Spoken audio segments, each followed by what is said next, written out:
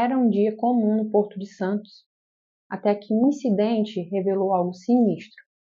Esse é o resumo do caso e hoje a gente vai falar sobre o crime da mala.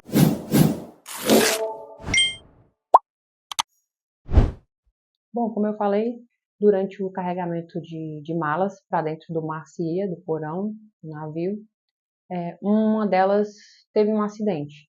Tinha um lote de mala sendo carregado, puxado por uma espécie de, não é gancho, é uma rede, vai dentro das malas, elas iam sendo içadas, né? Elas caem e uma delas sofre uma avaria.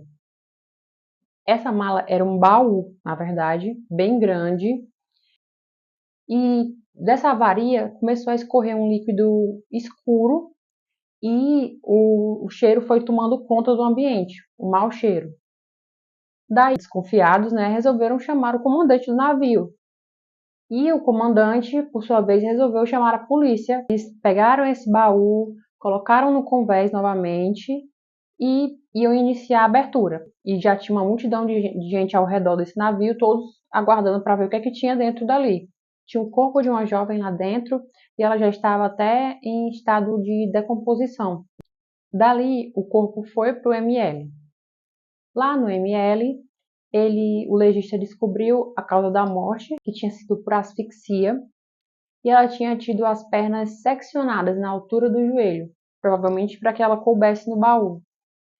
Lembra que eu falei do pó de arroz e do perfume? Provavelmente foi jogado ali dentro para tentar disfarçar o odor do corpo. E tinha também algumas roupas, lençol. E uma das partes mais tristes que o legista descobriu, né? Tudo muito triste nesse caso, né? Mas é que ela estava grávida, de aproximadamente 6 meses. O capitão, juntamente com o delegado de Santos, pegaram a lista de passageiros para tentar identificar, porque esse baú estava destinado à França, em Bordeaux, na França, para um homem chamado Francisco Ferreiro. Eles tentaram identificar alguém que tivesse alguma ligação com esse Francisco Ferreiro, ou o próprio Francisco Ferreiro, mas eles perceberam que, na verdade, aquilo ali era um destinatário fictício. Tinha sido só criado para despistar mesmo. Dessa forma, como não encontraram nada, o Marcília partiu, né, para o seu destino na Europa.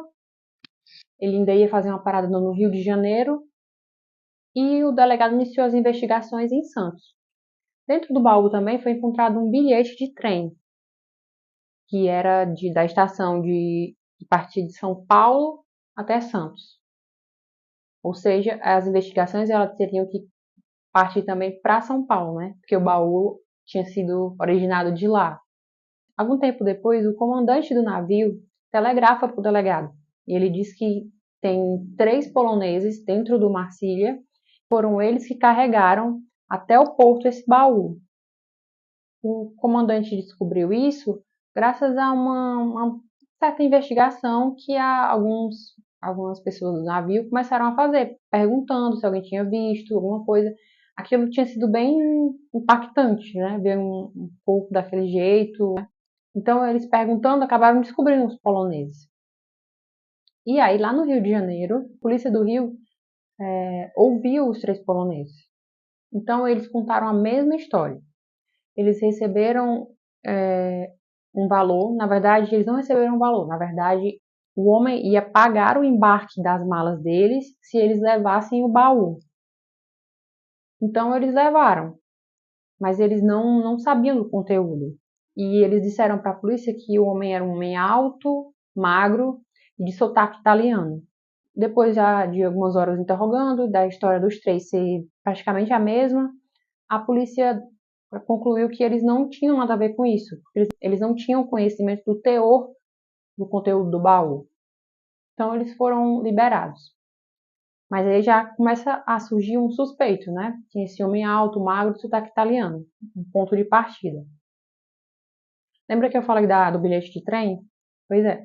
A polícia foi até a estação. Afinal, esse baú tinha passado por lá. E começou a conversar com alguns carregadores. E um deles lembrou desse baú. Eu vi esse baú e tinha um homem do lado dele o tempo inteiro. E esse homem batia também com as características do que os 3 poloneses falaram, que era um homem alto, magro, de sotaque italiano. Um outro carregador falou que tinha perguntado onde ele poderia passar a noite para descansar um pouco. E aí o carregador apontou uma pensão. Então a polícia, sabendo disso, foi até a pensão tentar talvez localizar o suspeito. Com essas características, o dono da pensão falou que realmente tinha estado um homem assim, mas que ele já tinha ido embora, não tinha nem completado a diária completa e já tinha ido embora. Bom, como eles sabiam que o baú tinha saído de São Paulo para Santos, eles também estavam investigando em São Paulo. Acabou sendo que esse virou um dos primeiros casos assim, de grande repercussão de true crime no Brasil. Então, um dia, um dono de loja abriu o jornal, estava falando sobre esse assunto e ele viu o baú e ele reconheceu o baú. Então, ele foi até a delegacia e contou: olha, esse baú foi comprado na minha loja. E junto dele estava o funcionário que levou o baú até o comprador, na casa dele. A polícia tinha um endereço para ir até lá. Então, eles foram até lá e era outra pensão. Chegando lá, eles conversaram com os senhorios da casa e finalmente aquela vítima tinha um nome, que era Maria Fea, uma jovem italiana que estava grávida de aproximadamente 6 meses e que vivia ali com seu marido, Giuseppe Pistone. Agora a polícia tinha um nome também do suspeito. Eles tinham ido embora dali e elas não tinham notícias da Mariucha, que era assim como a Maria Fé era conhecida.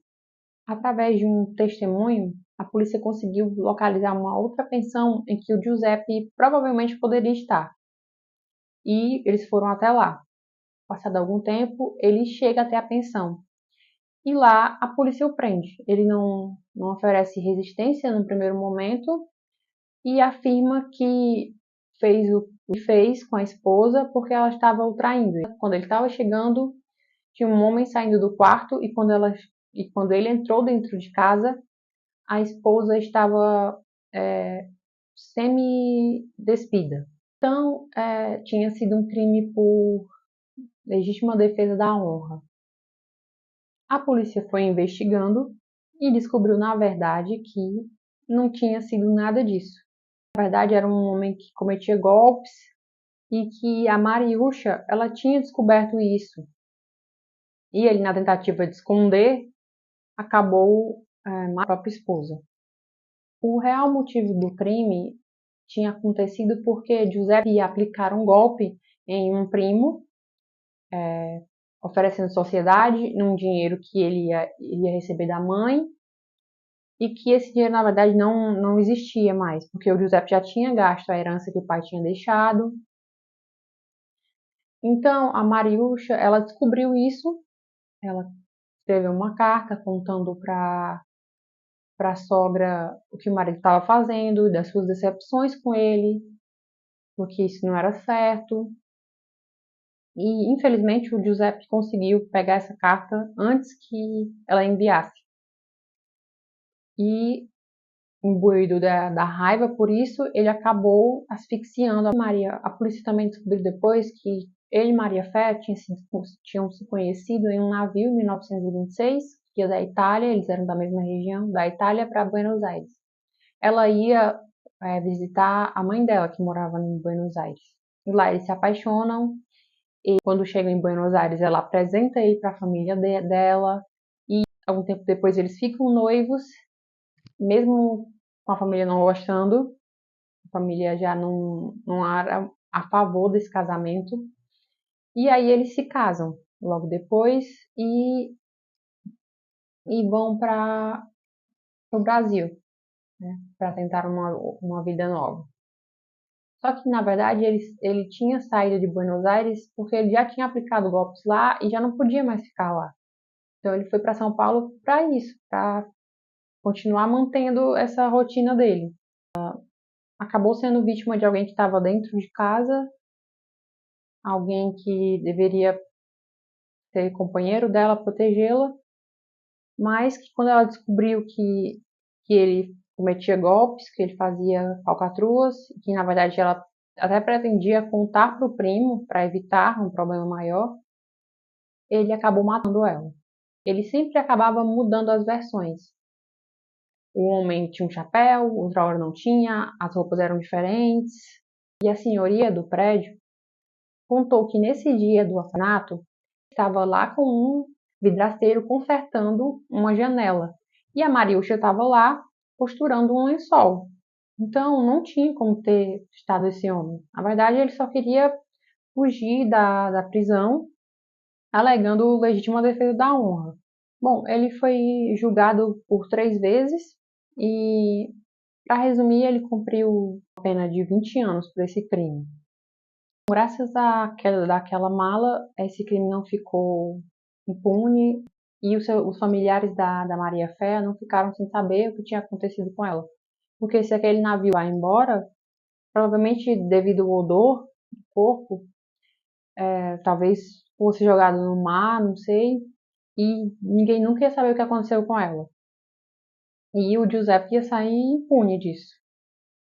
Mas não foi assim que aconteceu e ele acabou cumprindo esses 20 anos de prisão. Esse foi um dos primeiros casos que ficou bastante notório, né? Reportagens nos jornais na época, ele ficou bastante conhecido. Então eu optei por ser esse primeiro caso. Vou lançar sempre um vídeo novo falando sobre casos. Se vocês quiserem que eu fale um caso específico, podem comentar, que a gente fala aqui no canal também. Peço que vocês se inscrevam, curtam, comentem, compartilhem. Até o próximo vídeo.